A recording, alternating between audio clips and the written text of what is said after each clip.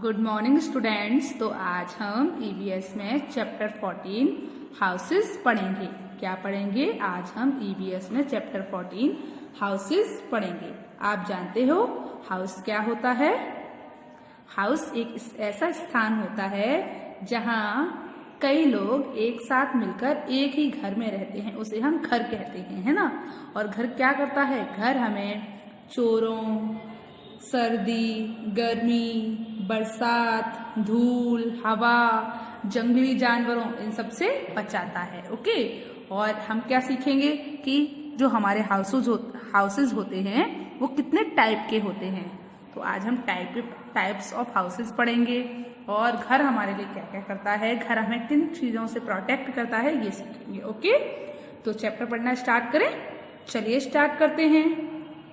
We all live in a house, मतलब हम सभी एक घर में रहते हैं। बिग और स्मॉल, या तो हमारा घर बड़ा होता है या फिर हमारा घर छोटा होता है।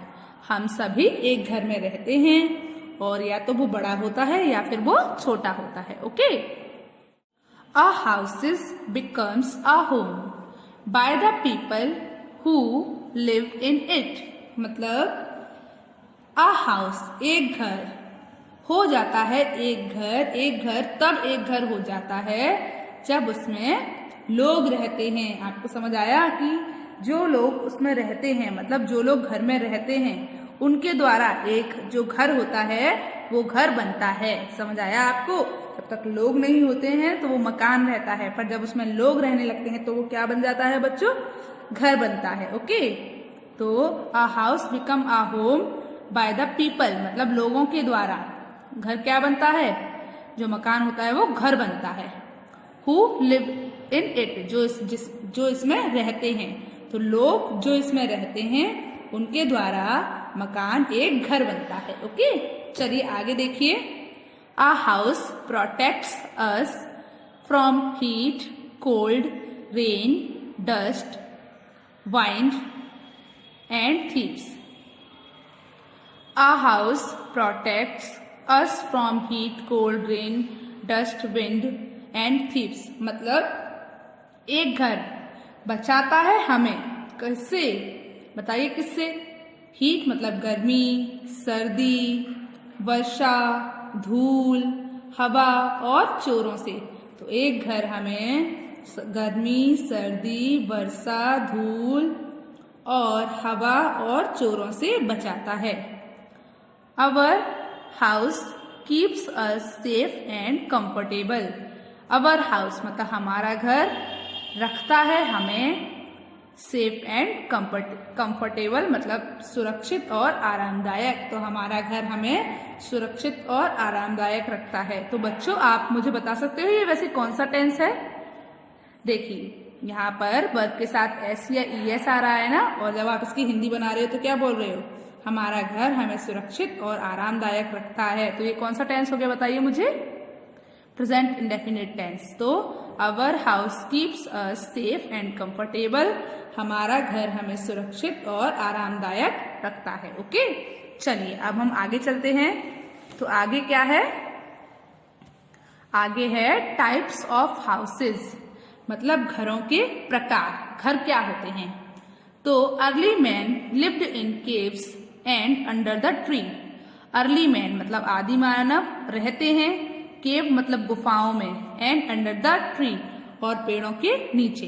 तो आदि मानव गुफाओं और पेड़ों के नीचे रहते हैं। आफ्टर मैनी ईयर्स मतलब कई सालों बाद। आफ्टर मैनी ईयर्स मतलब कई सालों बाद। He had learn to build houses. He had learned to build houses made of wood, mud and straw. मतलब he had learned, उन्होंने सीखा, to build houses, घर बनाना। किससे? straw, mud, wood, मतलब लकड़ी, मिट्टी और घास फूस से घर बनाना। तो उन्होंने लकड़ी, मिट्टी और भूसे से, स्ट्रॉ का मतलब क्या होता है बच्चों? जो घास फूस होती है ना, ये देख सकते हैं आप, भूसे से घर बनाना सीखा। क्या सीखा बच्चों? उन्होंने लकड़ी मतलब वुड, मड मतलब मिट्टी, एंड स्ट्रॉ मतलब भूसे से घर बनाना सीखा। किन्होंने?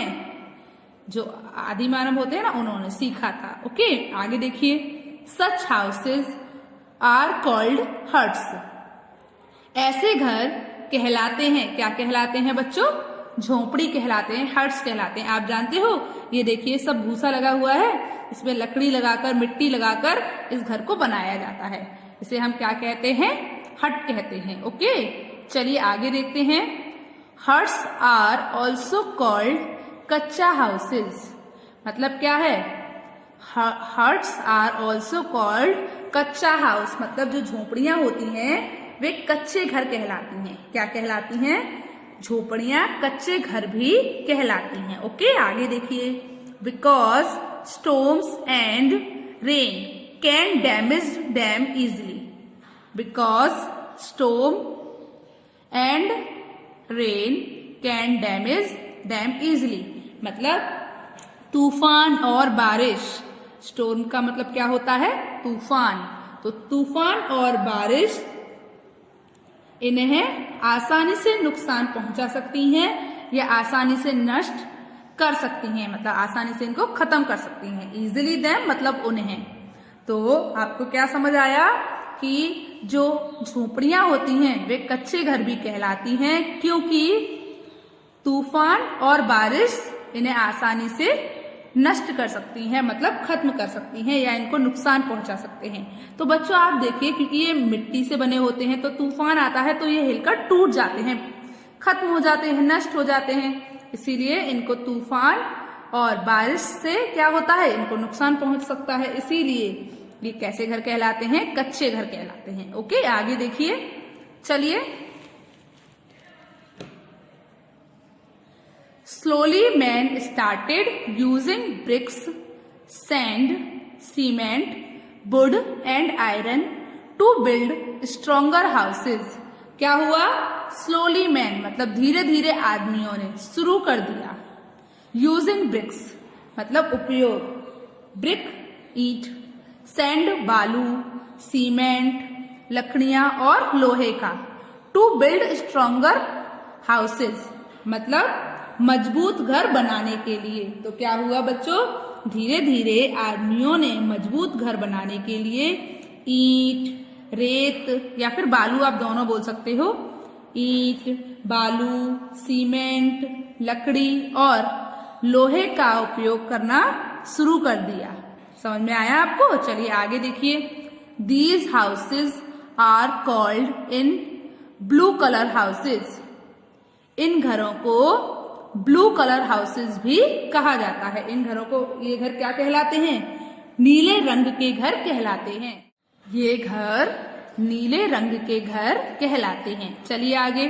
These are not affected by strong winds, rain ETC. मतलब दीज आर नॉट इफेक्टेड मतलब ये प्रभावित नहीं होते हैं by strong winds, rain ETC मतलब मजबूत हवा मतलब तूफान, रेन बारिश।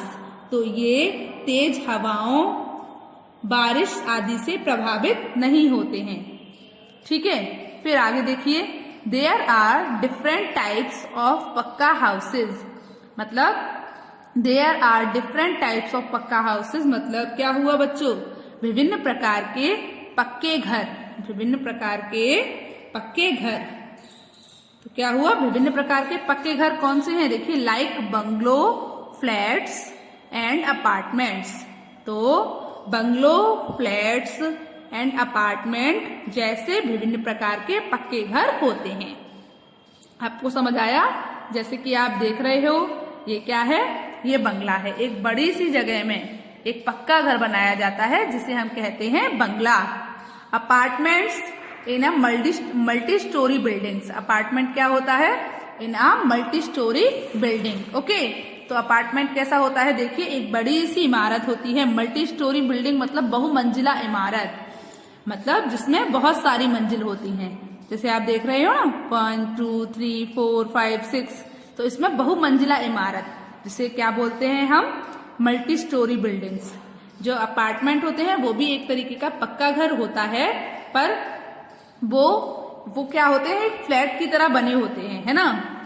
तो multi storey buildings, apartment in multi storey building मतलब बहुमंजिला इमारत में एक एक छोटा छोटा घर होता है। बंगलो एक बड़ा सा घर होता है। चलिए, single storeyed houses, single storeyed houses, double storeyed houses, ठीक है। तो आपको समझ आया। चलिए अब हम आगे देखते हैं।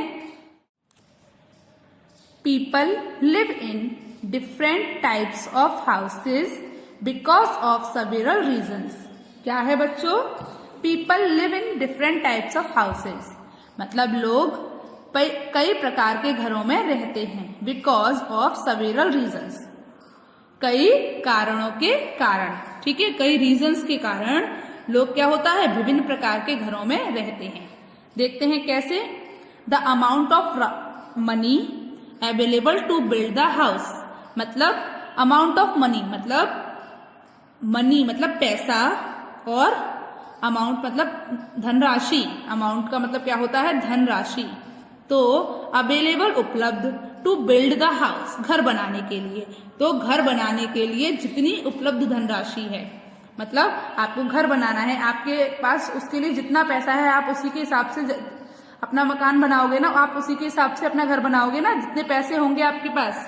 तो घर बनाने के लिए उपलब्ध धनराशि, तो the amount of available to build the house, घर बनाने के लिए उपलब्ध धनराशि।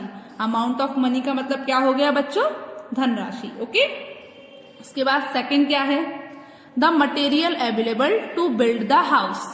अब घर बनाने के लिए उपलब्ध सामग्री, आपकी आप जैसे एरिया में रहते हो वहां जैसे मटेरियल आपके लिए उपलब्ध है, आप उसी तरीके का घर बनाओगे ना। तो the material available to build the house, समझ आया आपको। हम जैसे एरिया में रहते हैं उसमें जैसा मटेरियल यूज होता है घर बनाने के लिए, आप भी वैसा ही करोगे। तो the material available to build the house, घर बनाने के लिए उपलब्ध सामग्री। उसके बाद the climate of the place, मतलब आप जैसे स्थान पर रहते हो वहां की जलवायु।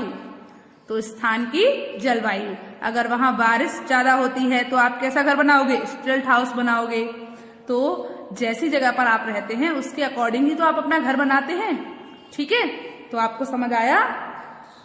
लोगों को कई कारणों की वजह से विभिन्न प्रकार के घरों में रहते हैं। लोग कई कारणों की वजह से विभिन्न प्रकार के घरों में रहते हैं, जैसे घर बनाने के लिए उपलब्ध धनराशि, घर बनाने के लिए उपलब्ध सामग्री और स्थान की जलवायु। तो बच्चों आपको हाउसेस और टाइप्स ऑफ हाउसेस समझ आया। चलिए तो आगे का चैप्टर हम अब नेक्स्ट वीडियो में पढ़ेंगे। ओके, चलिए, गुड बाय।